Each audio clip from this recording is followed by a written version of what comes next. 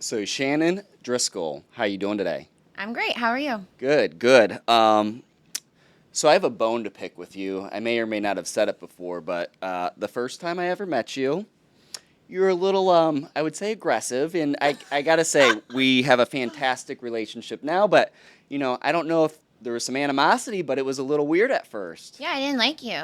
Huh? What was the reason for that? You tried to swoop in and take my client while we're in contract.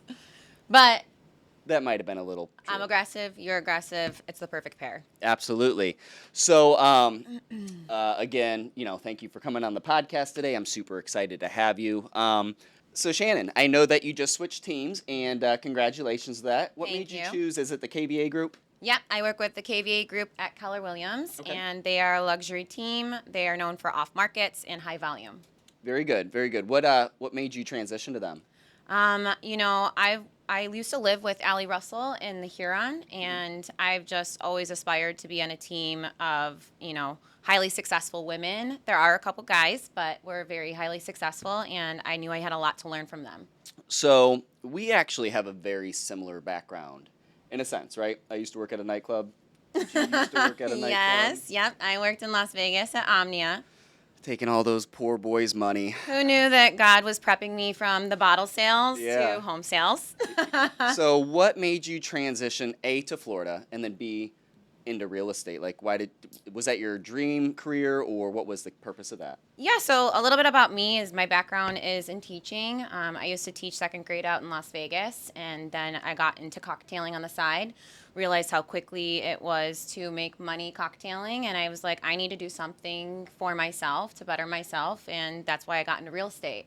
I did join during COVID, so I didn't really do anything with my real estate career when I was out in Las Vegas. Hmm. But when I moved home to upstate New York with family for a little while, I came to visit a girlfriend for 1 week, and I literally moved all my stuff 2 weeks later, and I said, I can do real estate anywhere.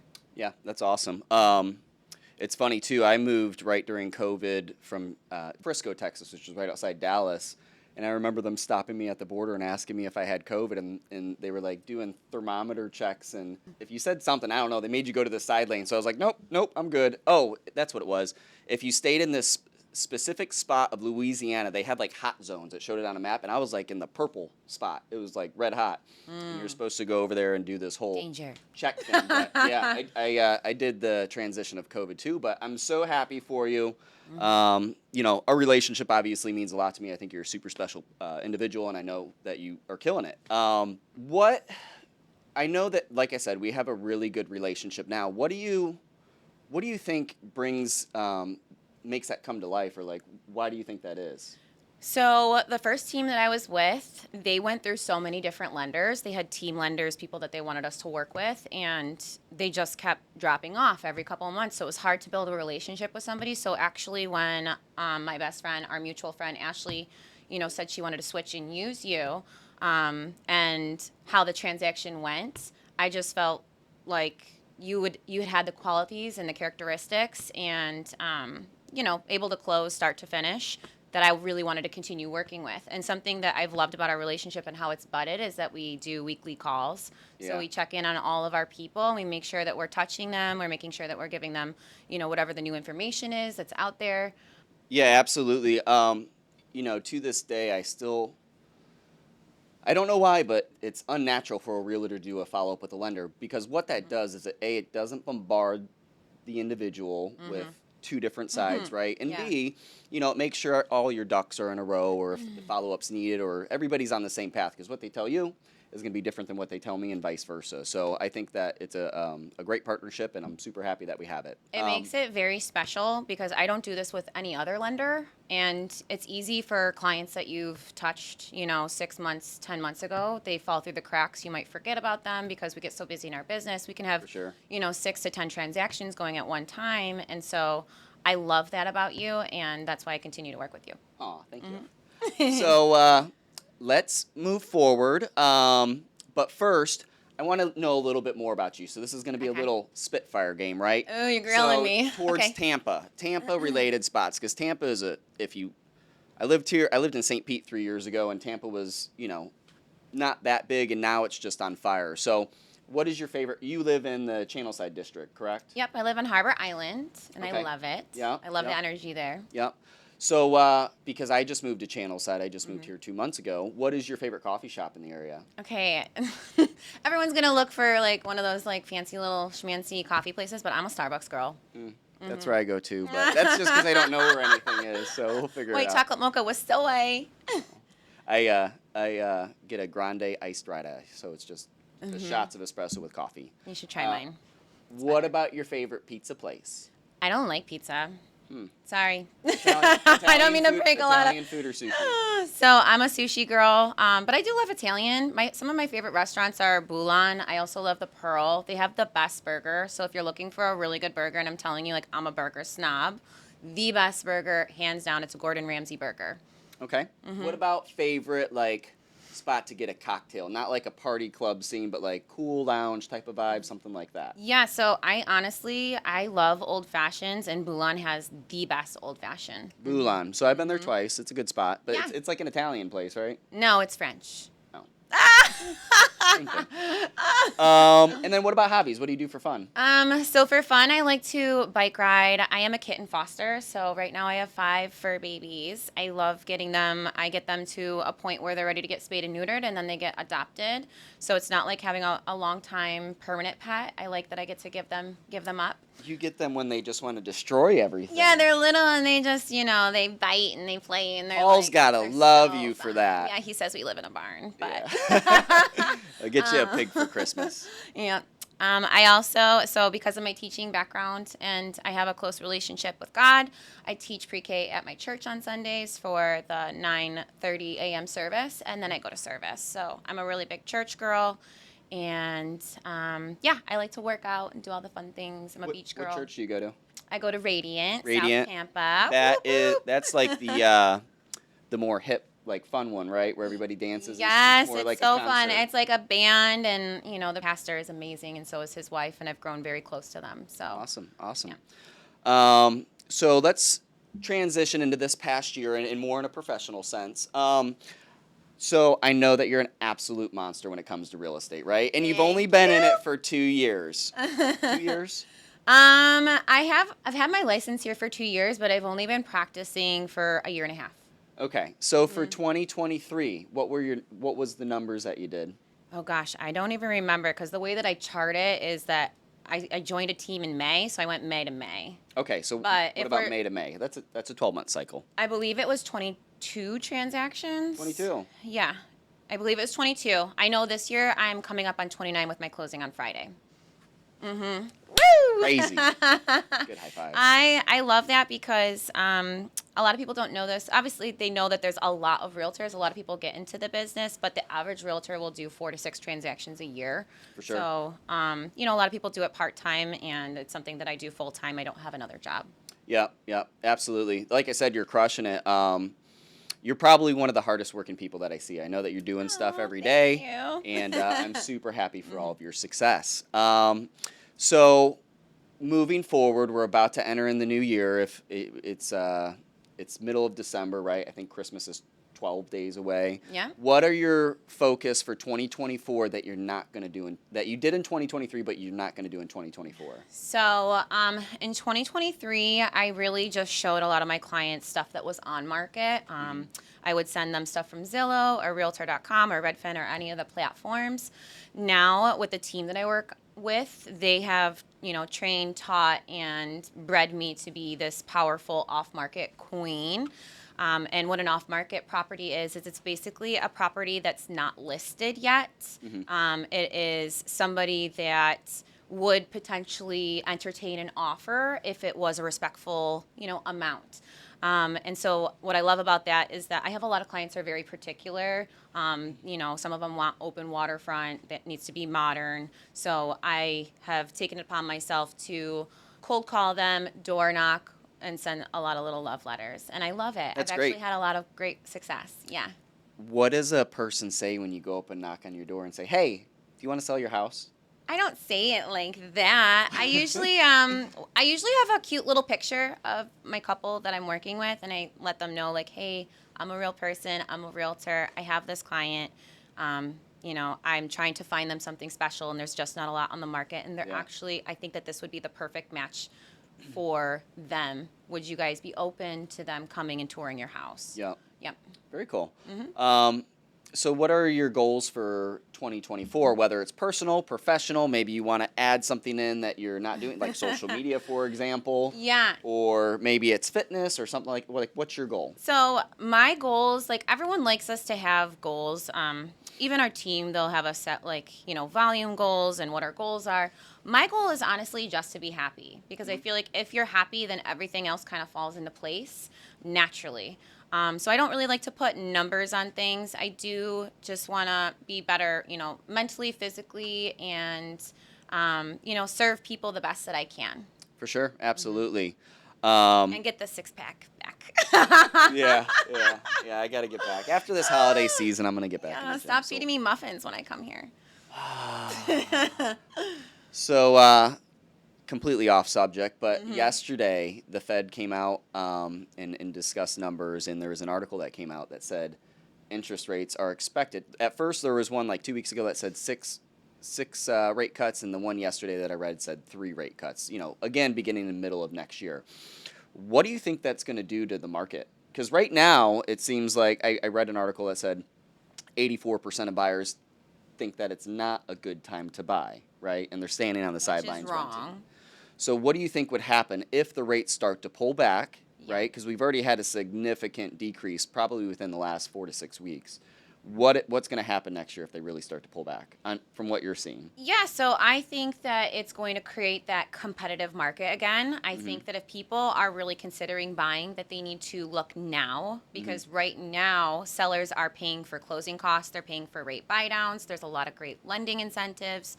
And then you basically marry the house and date the rate. You can just refi if that does happen in the next 6 months. So if in the next 6 months there's 2, 3, 4, 5, potentially 6 different rate drops, then it's just going to create that crazy competitive market again, and it's going to be a bid war scenario. So there goes my FHA buyers, my VA buyers, because you're going to need to have money in order to be competitive with the houses, in order to come in over ask or waive appraisal gaps, inspections, whatever need be. Yeah. So I think it's going to be tough for some who really do decide to wait. Waiting isn't always the best option. I think it's who you work with. You want to work with a very strong team. And if you got that goal in mind, then we can make it happen. Yeah. So one of the things, like my company, Embrace Home Loans, already sees this going to be something that happens in the future, right? And I remember if I had a buyer and they were FHA, they're all, 10 offers would come in, you were bottom of the stack. Or even VA, which is, I love working with my veterans, right? Bottom of the stack. So they wanted conventional with a minimum of 20% down, right? Because they wanted a solid buyer. So what Embrace is doing actually is they're doing a program called Approved to Close. What it allows you to do is obtain a property value certificate. So it's something that we do. So if the appraisal doesn't come in at the list price, or the price under Contract price. ratified price, we will cover the difference of it. The other thing that we do is we pre-underwrite them, and let's say something happens to them, they get a divorce, they buy a new car, something screws up their DTI, we actually purchase the house cash on the contract day at the contract price. So it doesn't affect the sellers at all. So it allows you to waive the appraisal contingency. It also allows you to waive the financing contingency with a backup full cash price offer. So it makes it super very competitive if you when are that time comes again. If an you're, FHA, VA buyer, or even anybody. Or even 3% conventional as a first-time home buyer. So that's great. One of the reasons that I'm seeing that people are so hesitant to buy, and I get it told over, I was told it last night. They say the market's gonna drop, blah blah blah. Like, what do you think about that? There's so much hesitancy. They're waiting for the '08 crash. Stop waiting and listening to everybody else and look at the facts. Yeah. Tampa is growing. More people moved here than Miami last year, and we have the Bill Gates. And the owner of the Bolts, that project isn't complete yet downtown. We have Armature Works is extending. And then we also have the Ybor project, which is going up. Prices are just going to continue going up in my eyes. Don't, quote that as a complete fact forever and eternity and all time. Nobody is, we don't have a forecast ball. But what I can say is that it's going to keep going up just based on, past statistics. is that real estate will always continue to climb. Yep. So tell me a little bit more about the channel side and Ybor projects. Yeah, so they just put in a bunch of different restaurants and condo buildings. I mean, you guys can see whenever there's cranes in a city, it's a really good sign. We also have even things going down on Bayshore. You have the Ritz that's opening. There's the Pendry is going to be starting their whole work. So the Riverwalk is kind of cut off right now, which is annoying for a bike rider. But yeah, all these different buildings, high luxurious amenities, in such a central, great location is going to draw in a different clientele. And I think that we've seen that happen a lot in just the Tampa area. Like, for example, Seminole Heights, where the Riverwalk is, a lot of those houses, I mean, you can go from like a $300,000 house to a $1.5 million beautiful mansion. Yeah. I mean, you have townhomes that are $1 million over there now. So we're seeing a lot of change. Yeah. So what is the benefit if someone wants to buy today versus waiting for the rates to drop? I mean, obviously, maybe there won't be that crazy of a bidding war, but any good house does sell, right? But what is the incentive to buy today versus waiting a year out? Yeah, so if something were to change with the rates. buying today, sellers are eager to sell. So some of them have been sitting a little bit longer and they're willing to give closing costs, negotiate a little, whereas 2021, 2022, they weren't really willing to budge. Yep. So they are willing to help buyers get into homes. And then there's so many programs. So, for example, you have your new Embrace program that you just spoke about, but some people don't understand and know the different programs. Like there's the doctor loan. The doctor loan is 0% down. There's 100% financing for some things. Right now, the my Hometown Hero program that Hometown everybody's Hero. available for. Yeah. So. We have a 82 unit development that's going up in Carrollwood, and those townhomes are ranging in the upper fours to the low sixes, and that building is 100% financeable. So you don't have to put a dollar down, and people don't know that. So it's like if you're going to be paying a rent price, and what are the rent prices here in Tampa? They're pretty high. Yeah. I mean, you're talking at least $2,500.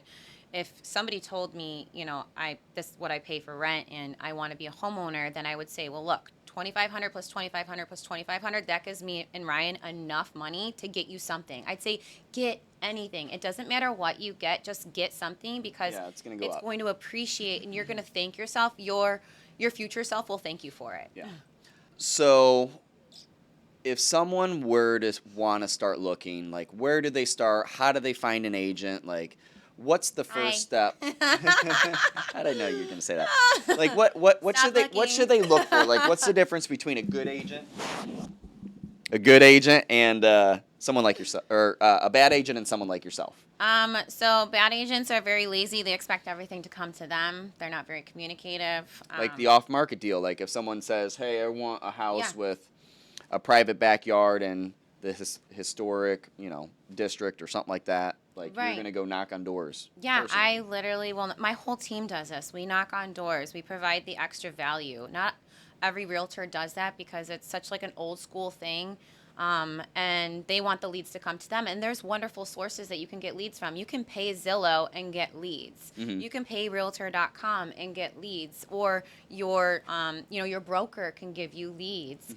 But it's just, I think it's going above and beyond by actually, like, you want to work with somebody who listens to you and doesn't try to, like, make it into what they think it should be for you. Somebody who listens, takes note, and really goes out and tries to hunt and find that for you. And then it's obviously you want to work with somebody who's a strong negotiator and that's going to get you the best terms. I remember one time I was working with a client, and he bought a house I believe it was in May, but we were looking at new construction, and he brought me in with him, and he was like, I only want to spend $750, and the new construction that we were looking at was $860, and literally fought tooth and nails for that $750 price point, and like 3 weeks later they came to me and said, will he sign today? Wow, so that's it crazy. Really, like, you just want to work with somebody who's got your best interests and understands the marketplace, right? Yeah, that you can trust. Yeah. So apart from that, like going back to the off-market deals, how do you determine a fair value for it, right? If John, your borrower, wants to go and buy a house, he finds this one, like, how do you determine that value for the house that you're about to go talk to? So there's a couple ways I can do a cross market analysis and, determine price per square foot because that's what we do out here in Florida. It's different than other areas. But typically we go off price per square foot and whatever's sold within the near vicinity. It's got to be a like home. If it's a single story, you're comparing it to only single stories, bedroom size, bathroom size, yada yada. And I will have it in my mind a number that I think is a fair value for the home. However, some of these off-market clients, especially when you're in like the luxury clientele, they want our clients who are interested in their property to pay a premium because they're not on market. Yeah, and they're not it's something that's interested in selling. special. And especially when it's waterfront or Hyde Park or certain areas, it's okay to overpay a little. You just don't want to be shooting yourself in the foot. Yep. And the clients understand and they know this. Yeah. It's probably hard to estimate a value based off of what the interior looks like because you don't really know if it's been remodeled unless it's been recently sold, right? So is it just more or less like you don't obviously tell them a price, you just say you do a general CMA, right? Cross market analysis, and come to that house and then you get inside there and maybe do like a more in-depth tour to get a better understanding. I have to get my feet inside the property, otherwise I can't tell them what I think the value is worth. For sure. Because you don't know what kind of like updates they've put in, the floor plan. You just never know. You need to take all those different factors into account. Yeah. Cool. Well, I really do appreciate you having coming on today.